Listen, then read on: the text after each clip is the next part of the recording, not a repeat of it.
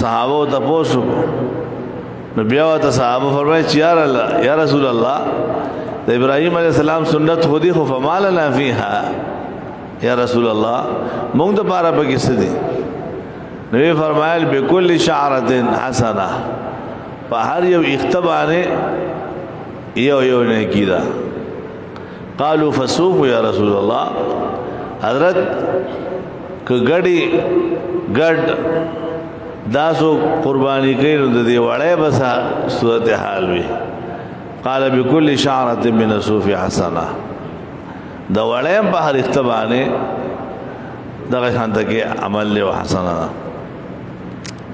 او رسول الله صلی الله علیه وسلم فرمایي سمنوا ضحاياكم پر قربانه دا تیار او ساته مزیدار داسې جا خمار نه خدای له پاک شي ورګوي خسته شي ورګوي لن تنالوا البر حتى تنفقوا مما تحبون ان الله جميل يحب الجمال الله خسته دی او خسته خلق وخی نو خسته شي وخی انفقوا من طيبات ما کسبتم چې کوم پاکیزه او مزیدار شي هذا الله بلار کے خرچ کے بیکار را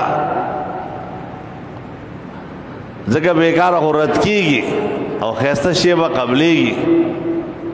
هغه پرده خدای په موږ راچولې ده خدای سي نه چلته رانه به اوچته کی خدای دې نه کوي داس ان شاء الله نسمنوا ضحاياكم فانها على صراط متاياكم دا به جن د پولیس رات باندې تاسو سورلې وي همس وی اهل مزیدار چې په پولیس راتم تیز تیرای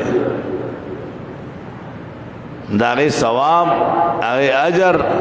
ابدون چې تاسو په پولیس رات باندې الله پاک زر دیر کی